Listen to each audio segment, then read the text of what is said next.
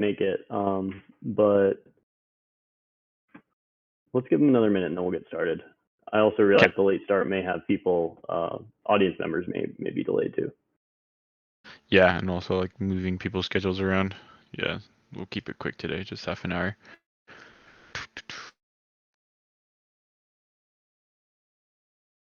Alrighty.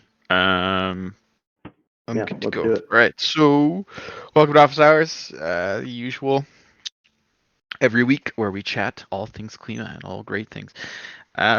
So as far as like updates from last week, I mean, last week we talked about, or actually, well, we talked about this on the call earlier this week about KI and basically the pipeline that's coming with it. Lots to process there. About 78 total partners have signed up, 60 of which we still haven't processed. There's so many people interested in what we're doing. A couple flagship ones that we're trying to confirm and firm up by the end of next week. One of them potentially being, please no one kill me, Polygon themselves. So the actual network, they're really excited about what we do. So that's going to be really interesting to see. I mean, this is like a really interesting time for the markets in general, like just how things are evolving with things that are happening worldwide and the broader crypto markets. So carbon markets themselves, off-chain even, have been taking a hit, right? If you look at pricing that's happening in off-chain markets, like they are also like it was up only for a long time, and then this year there was like a bit of a this last like 2 weeks there's a bit of a correction. People were I guess risk off even on carbon. So there's definitely some stuff happening there. So we might actually start seeing more people arbitraging off chain on chain again once the price comes down. There's definitely been like a lot of movement on that side, which is pretty cool. Because that's like a really crazy asset just to like look at from a commodity perspective. What else? I mean, there's lots. I mean, KI is like probably like the biggest thing like for the next few weeks. Like there's lots in the pipeline. Mobilum's almost finished, so that's going to be like a pretty huge thing that we're talking about. Like there's like a lot of really interesting things that are coming with being able to easily purchase Klima with a credit card just on the front end. Like that's going to be pretty massive. And there's also 3 minutes in already leaking alpha. That's a lot of podcasts. It is indeed a lot of podcasts. So there's like lots of stuff that's coming with that. Bing Bong Base is still they're reviewing KlimaDAO, which is pretty cool. So we'll see where that goes. They're like it's standard process. I don't know if you ever dealt with them, but it takes months typically. And so we'll see how long it'll take them. But fundamentally, there's a lot of people who are very interested in what we're doing. We're speaking to a lot of legacy players about Klima Infinity, and to them, it's like probably the coolest thing since sliced bread. A lot of them are like, "Wow, this is like something that's so interesting. Like, how do we participate, right?" And like part of that equation is Mobilum, obviously, but like the other piece is like this is such a new piece of infrastructure, I guess, for them that they're still kind of wrapping their heads around how to interact with it. But every single legacy player, like Carbon Desk, Trading Desk, broker, whatever, like off-chain market player that we've spoken to in partnerships as well as just like in general, they love it. So it's just a matter of time. Like once they figure out like how to deal with it, like it's the same thing that happened like in 2017, 2018. Everyone got interested in cryptos, but then like institutional demand and like being able to custody it and all those like tools didn't come around until much later. And then once they did, people started buying. It's the same thing like in Klima, like it's like, well, okay, how do I get this? Blah blah blah. So once we have that all in place, like it's going to be pretty straightforward for a lot of these people to participate, like on the order of thousands to hundreds of thousands of tons a year that they're going to be offsetting. So it's going to be pretty cool to see. A lot of airlines like are typically interested in this type of stuff simply because it's for airlines it's all about cost basis, right? So they could care less about the quality of the carbon ton. They just want the lowest price. And so BCT currently is like probably among the lowest, even in off chain. Like off chain BCT equivalent is now trading at like $5, 5.50. So that's largely because of us still. In October last year, the prices are still inflated because you can't buy them. But it's come down since then, and it's still going down because of like the last few weeks of what's happening. But So like airlines purchase like the cheapest bottom of the barrel tons. Like they don't really care about what's actually happening.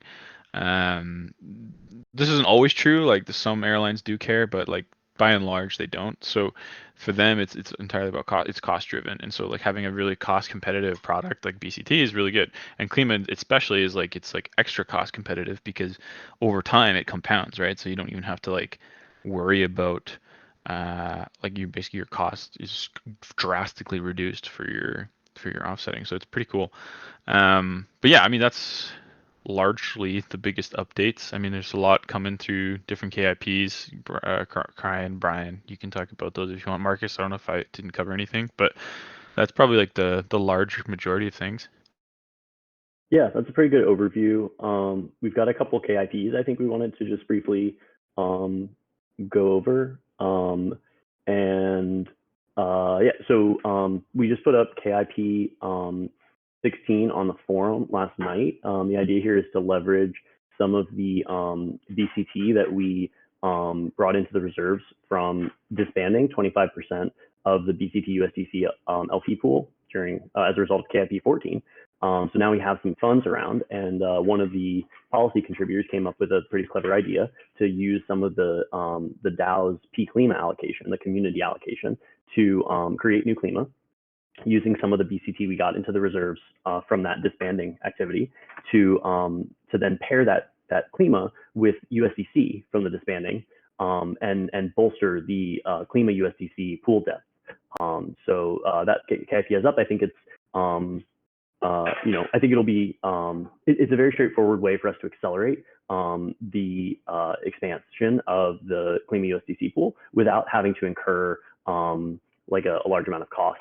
For instance, if we had done inverse bonds, with the USDC as the comparison we made to raise that Klima, we would have had to, it would have been much less capital efficient. We would have had to lay out more USDC since we're buying Klima at market rates rather than minting it using Klima. So yeah, looking forward to everyone's feedback on that. But the other KIP we have that just went from forum to snapshot is the alliance with C3. So C3 is in the midst of their launch. The bridge is live. They're doing their IDO and LPP this week.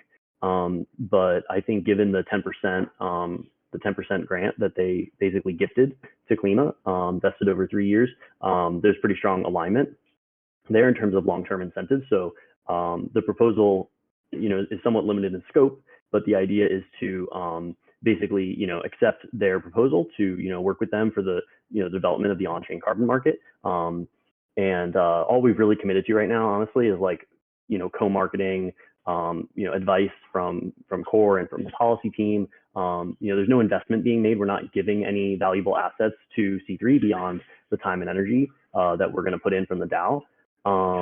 But in return, they've given us 10% of their supply.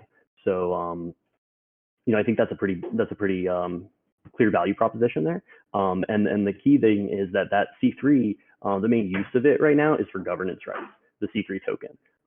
So the KIP also proposes that we give policy team permission to work with core council and partnerships to make governance, to engage in governance in the C3 process.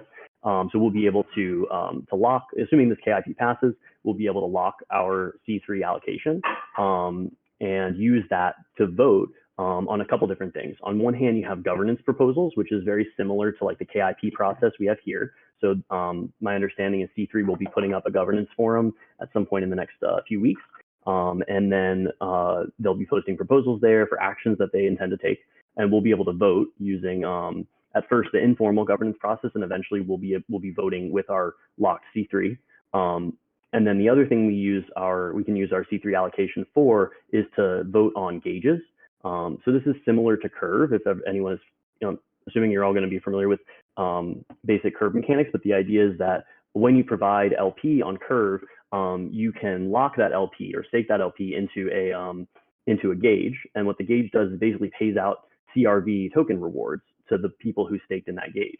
And the token rewards have a multiplier effect where basically through the Curve governance process, you can allocate extra incentives, extra CRV rewards to people who LP that specific token, right? So like the Frax pool can be incentivized extra by using locked CRV, VE CRV to vote for that gauge.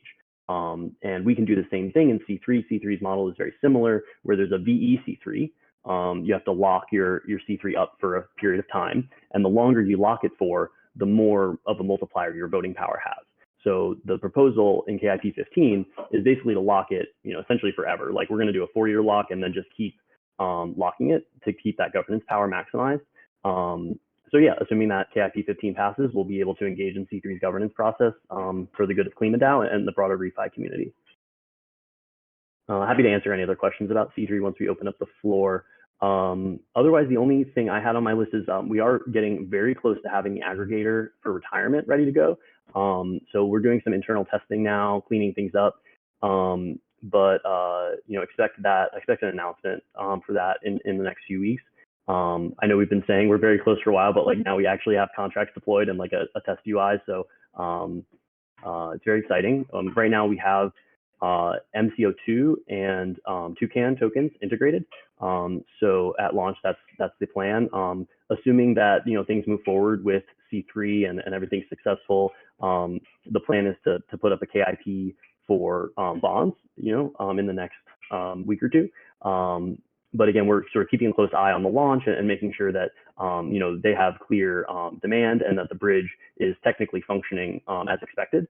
Obviously, if there was some kind of exploit or problem with the bridging technology, that would be a cause for concern. But so far, so good on that front. And yeah, so expect that KIP for C3 bonds at some point in the next week or two. And assuming that KIP for bonds passes, we would, then fast follow, we would integrate that, we'd integrate C3 retirements, so like UBO and NBO retirements into the aggregator as well. Yeah, I think that's about it on the aggregator topic. Anything else, Archie, before we open up for questions? I just merged Kujo's aggregator to the KlimaDAO Solidity. So let's fucking go. No, it's awesome. It's a long time coming. Like that's been a really cool piece that he's been working on. Learned a lot about Solidity in the process, and like I oversaw the entire thing, so I can say it's really, really well done. Very, very cool piece of Solidity. It's you just plug in one type of token and it spits out a retirement on the other end. It's fascinating. I really, really like it. Very, very crisp.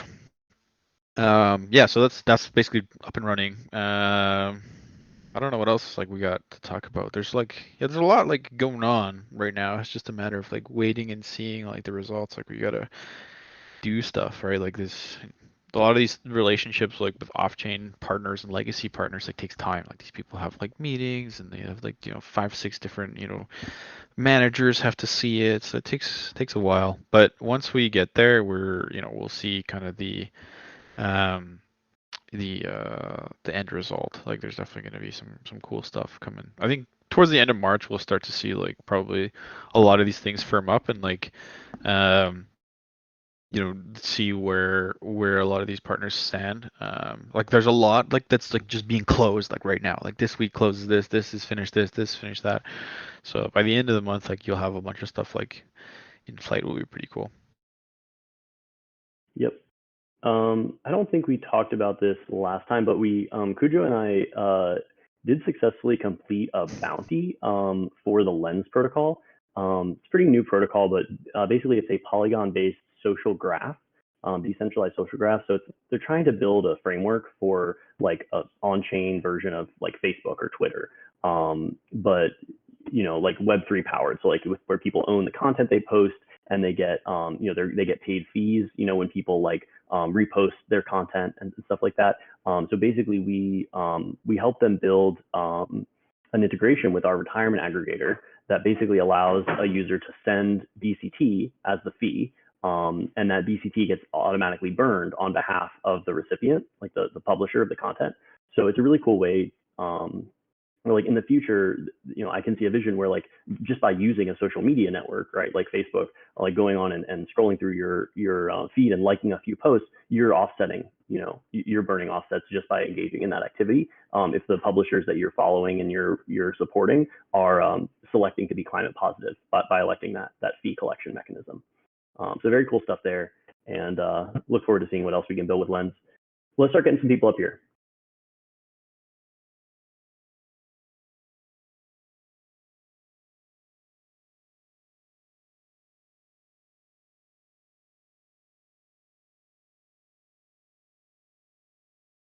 Estimated number of KI partners by end of March. It's kind of hard to say. I mean, we started with 6 at launch, right? I mean, you know, I think like 10 might be a conservative estimate. It's just really hard to know because these deals do have a pretty long life cycle. As Archie was saying, like some of the launch partners for KI, like we were talking to them like 6 weeks before the launch actually happened, or 8 weeks before the launch actually happened. So it definitely takes time for these deals to come through. But I think 10 is achievable in a month. 6 to 10, I should clarify, not 10 new. So Kryptonite, I just swear I just invited you up.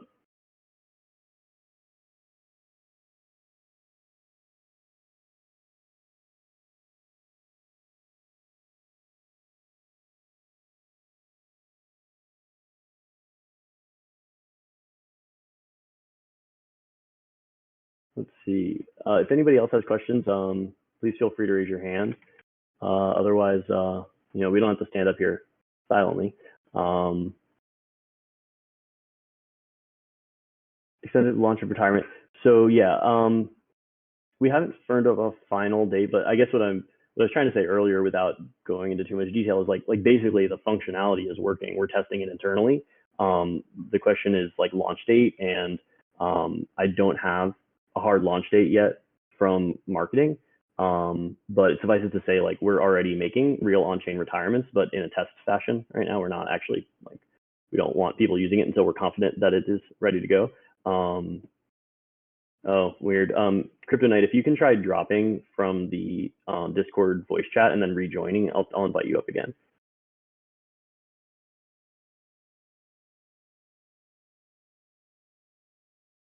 If it's still not working, you can just ask your question in the chat, and we can respond. Oh, I'd like to hear. Thank you for bumping that GUI-MP. So the Toucan's imposition of the fee on BCT redemption. You know, look, I think it's reasonable to set a fee on you know, on certain functions, right? Like if you want to retire specific projects or specific vintages, I do think it's reasonable to pay a premium for that service.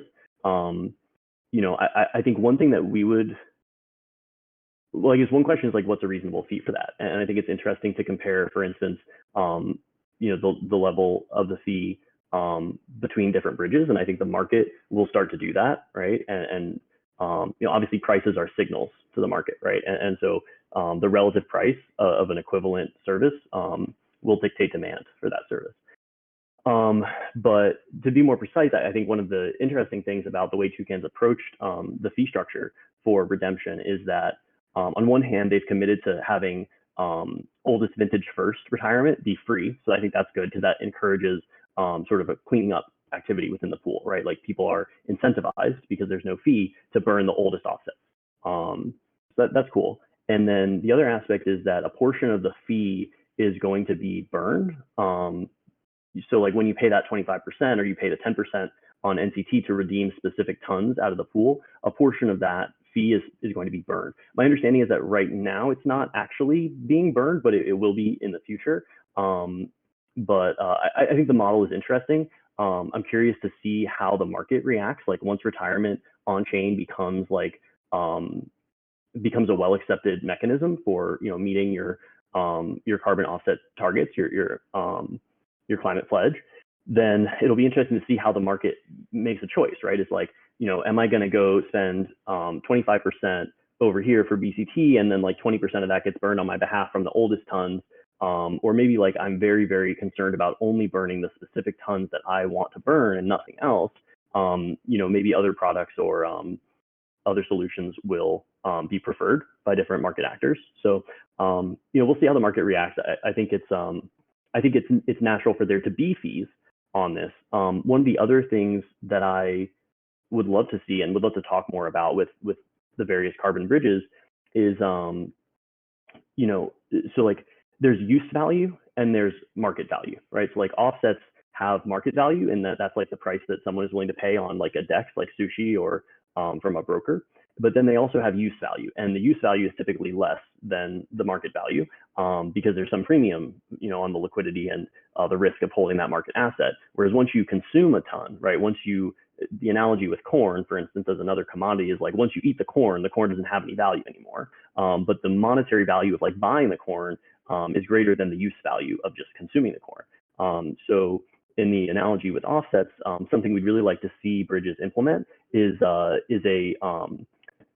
forced retirement function where like you can redeem the token, you can choose which ton you want to retire, but you're forced in a single transaction to retire it. There's no way to extract the monetary value.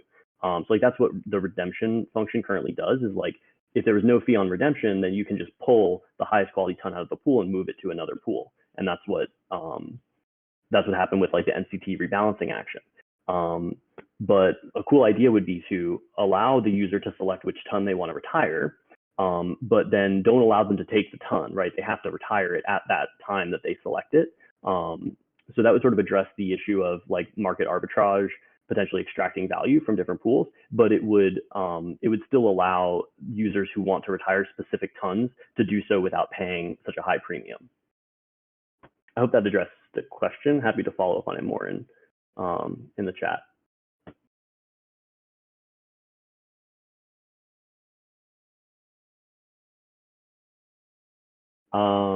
Let's see. Yeah, we can talk a little bit about I don't know a whole lot about exactly what went down with the C3 LBP. My understanding is that basically, LBPs are slightly complicated because they have this Dutch auction mechanism. And so it sounded like to me that they basically set the Dutch auction up in such a way that they expected a lot of demand right out of the gate. And the demand didn't meet their expectations based on the parameters they set for the Dutch auction. And so that resulted in a very rapid reduction in the price because of the way the Dutch auction works. So it's really hard to predict. Yeah, as Archie was saying, we had a very similar experience with Klima. There was a huge amount of volatility right at the launch of the LBP. Archie, do you want to maybe share some of your perspective on this? Yeah, like we advise them to redo it because like in the Klima LBP, for instance, like for context, like we modeled a shitload. Like there was a lot of effort going into like thinking, okay, how much demand are we gonna see, and like blah blah blah, and like everything that we thought would happen or occur, like just got thrown out the window the second the LBP launched. So when we saw what was happening, we're like, guys, you need to change this, because there was just like they would be selling tons for like 16 cents, which is just like not possible to meet that kind of order on the like in the real world, because like as we were just talking about earlier today, like off-chain price is like 550, right? So like they can't really sell below that. So even at volumes, like you're not going to get a discount that's like massive. So I think for them, they were just like about gauging sentiment, and it's a number of things. Like Klima's launch was totally different too, right? Like we launched like probably at the peak or very beginning of the peak of the like absolute hype in the bull run there. So it's the demand we saw was colossal. It was also like peak ohm fork season too. Like people were like, oh my god, 1000% APYs, wow, crazy. So everybody wanted a piece of it, and they didn't really like care about what the project was about. So it definitely has a very different sentiment now than it did back then, and so I think that they made the good call there, which is just to redo it.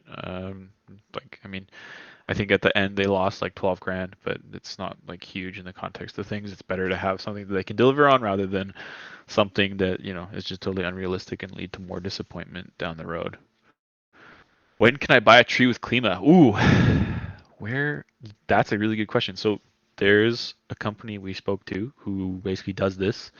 I don't know if I spoke about it before or maybe before, but they basically do this. Like you can verify that the tree is planted on, it's all on chain and blah blah blah.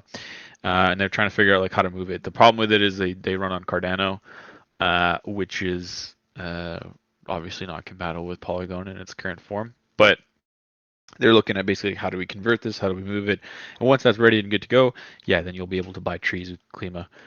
We're trying to figure out also a way to not tokenize them, but like accept tree bonds in some format, like long term? Like, are these going to turn into carbon offsets? Like if they get,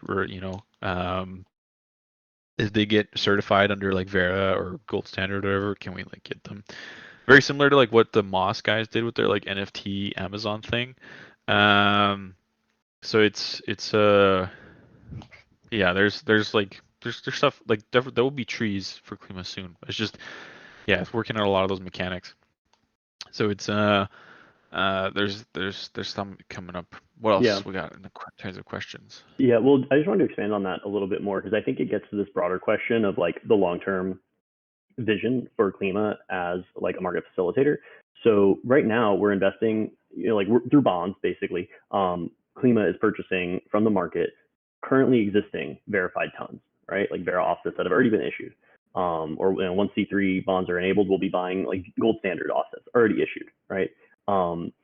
But the idea is that long term, Klima can support the development of future offsets that aren't yet issued, and hold in our treasury like essentially like IOUs or like an asset that will eventually be redeemable for offsets in the future. So that's like where Archie was talking about the trees. So like tokenized tree planting is a thing that could eventually lead to like, oh, you show up at some contract with 1 million trees, a million tokenized trees, and we give you like X tons of verified carbon offsets that have been bridged, after they're issued. So that's sort of the vision for a direct project investment, is like rather than like shelling out USDC to go fund a project that's going to take like 8 years to turn around and is going to be totally illiquid until then. The short-term path to that, or the gradual approach to direct project investment, is to instead hold assets in the treasury that are like future offsets, like some promise of offsets in the future. But obviously we need to do a lot of due diligence on that to make sure that the promise is actually going to be fulfilled before we accept that that asset.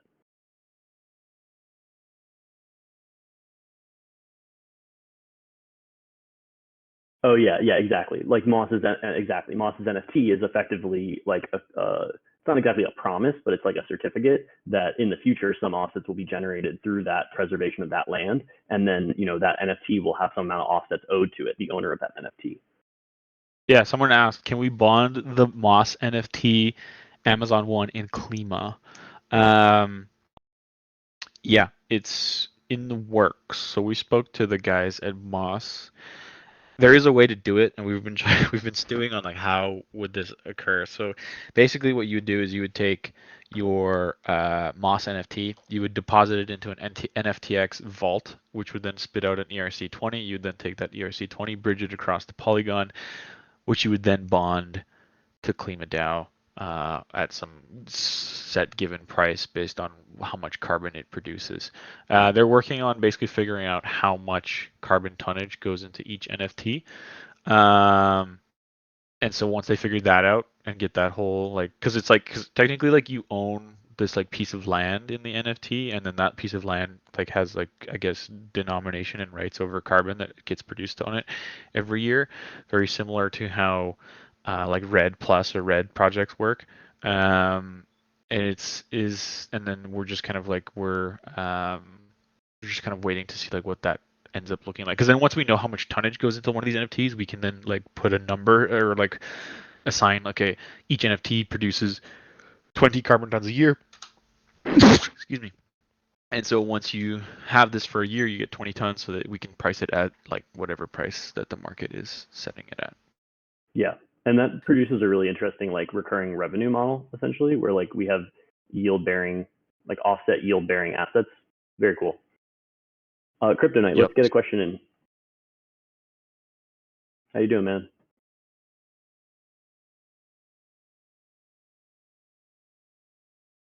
I think you're muted. I am muted. I'm not now. Can you hear me? Yep. Okay, cool. Great. Good to hear all the good stuff that's going on as usual. So I've got a couple of questions. At the very start of this call, you talked about the ability to buy simply through a credit card through the website, which is great. But at the end of the day, you're going to attract a whole lot of retail clients that are noobs and won't actually know how to set up a wallet and what to do with it and so on and so forth. I just wonder how much extra traction that's going to actually get in the short term. and whether there was anything we can do to actually help facilitate them then getting a wallet set up and everything else before they can actually buy something. Yeah, absolutely. And you know, sadly, Dharma was a really nice solution to this, and they're not operating right now. I'm hopeful that either Dharma itself will be rebooted by OpenSea or a similar. Basically, we're looking for something like that. You know, Mobilum is really interesting because it provides that fiat on-ramp, but you still do need a smart wallet, or sorry, I should say a digital wallet, to interact with the funds that you bring on chain. So yeah, I mean, I think this is honestly, like, more broadly an issue within all of Web3 is like the user journey, right, is pretty terrible right now. So, you know, I don't have an easy answer for this, but I think you're right that we do need to create a variety of modes in which the on-chain market can be accessed. So like right now we're catering mostly to, like, you know, DeFi natives, right? People who already have a digital wallet, are comfortable executing transactions on chain.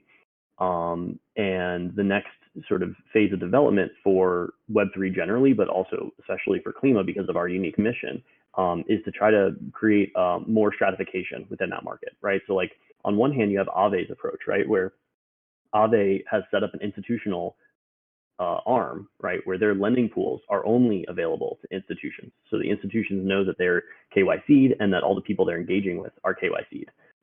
So, you know, that's a really interesting model that we're thinking about how we could approach something similar, where like one level would be like custodians, right? Because like Klima is not a borrowing lending market, so we don't have that issue of like the interaction thing. It's more about like trusting that the protocol itself is safe and that your wallet is secure. So we are working with some custody providers who will allow larger clients who aren't necessarily comfortable operating on chain to still hold Klima on their balance sheets. And then on the opposite end of the spectrum, you know, I think like Mobilum and Transact are like first steps in the direction of making things more accessible for retail. But I think the real killer feature here is like something like Dharma, where the user doesn't actually have to know that they're interacting with an on-chain smart contract. They are just like clicking buttons in the interface and connecting their credit card. Okay, yeah, great. I mean, you're right. It's a Web3 issue in general, and it sounds like you guys are doing some got some great ideas to help progress that over time. Am I allowed 2 more questions? Oh, sure. Assume I am. So you also talked about how everyone's blown away by Infinity, and you mentioned how they love the compounding effect, you know, because that manages their future carbon offsetting needs. But what actually happens when we drop our APY? I mean, we drop our APY every couple of months. So I imagine in a couple of months, or I don't know, 6 months, our APY is down to 200. Then by the end of the year, maybe 0. And that compounding benefit is gone. So is it something we should be using to sell? You know, it's a good question. I think, you know, degens have one level of expectation for APY, right? Like if you're in DeFi and like you're used to getting like, you know, 20% on stable coins, then anything lower than like 1,000% seems like not a great deal, which is pretty distorted, honestly.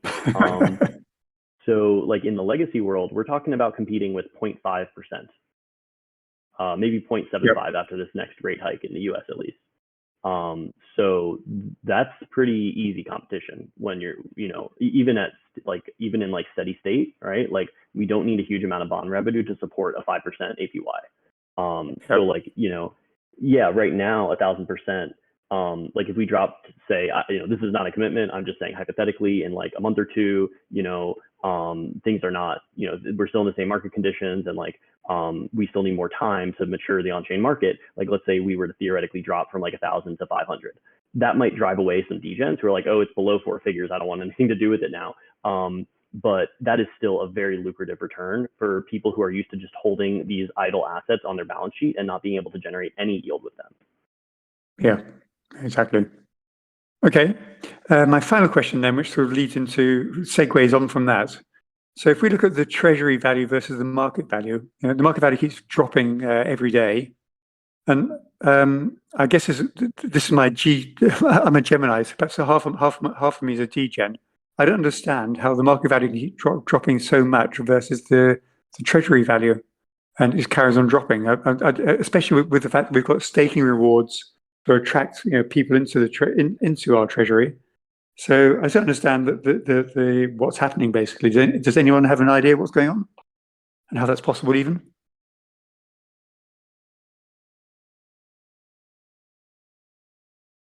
Sorry, I'm not sure. Could you just restate that question? Sure. So the treasury value is much, much higher than the market value of Klima.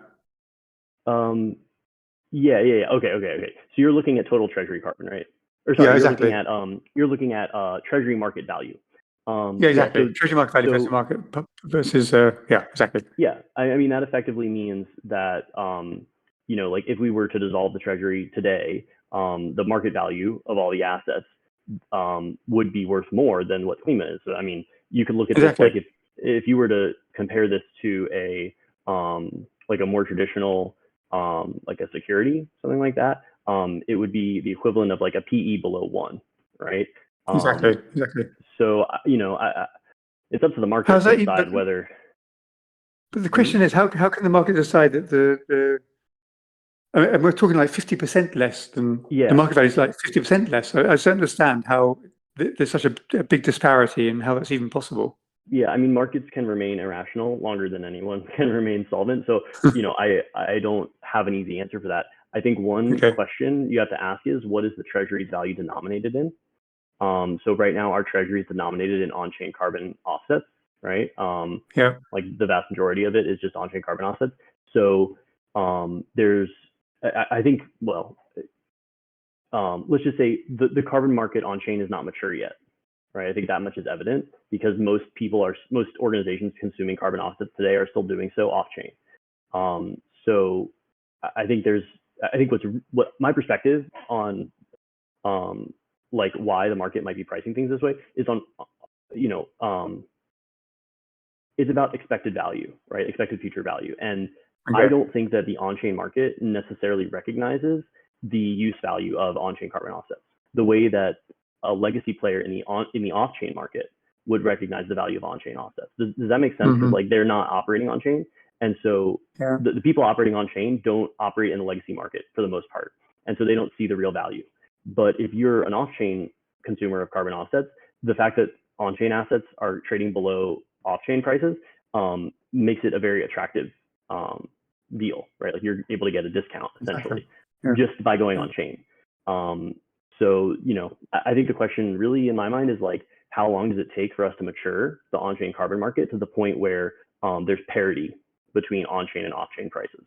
And, the development of new bridges is a big part of that because like while Toucan was the first and they're still the largest volume bridger, the technology that they're using is not necessarily like it's not necessarily scaling at the rate that we expected. So one of the cool things about C3 specifically that's really exciting to us, and one of the reasons why we thought the alliance makes so much sense, is that they're partnered with the largest carbon broker in Europe, Aether. And so we're talking about like billions of tons in volume. So even if we only get like 10% of Aether's volume coming on chain, that's still like going to increase the size of the on-chain market by an order of magnitude. Yeah. Okay. All makes sense. Yeah. Oh, thanks for that. I know it's a difficult question to answer, but yeah, you give me some sort of clarity around it. So thanks a lot for all those answers. For sure, onwards and forwards. Yeah. Yeah. Thanks for the good questions. Cheers. Archie, you want to wrap it there? I realize we're 10 minutes after. Yeah, let's wrap it here. I mean, this has been pretty good. We answered quite a lot of questions. Pretty stoked for everybody that showed up as always. It's always great to see good turnout. I don't know. Yeah, I mean, contributor payouts should be going out soon today. I'm just working on that as we speak. Parcel updated their new UI and it's killing me. They took out all the useful features. I'm so mad. But yeah, so that's good. I mean, otherwise, yeah, we're like, it's been tough, but we're hammering on and things are coming through, and I'm excited. I'm still excited about what we're building here, and it's very, very exciting. I still like when people ask me about it, they're like, "Oh, how's your thing going?" I'm like, "Yeah, it's very exciting. I really enjoy it." So I hope everyone else shares that enthusiasm going forward. But yeah, I'm happy to close it here. Awesome. Thanks for coming, everybody. OZ man, I'm sorry we didn't get to your question, but feel free to ask in office hours chat or policy forum, and we're happy to talk about it. Thanks, everybody. Cheers, guys.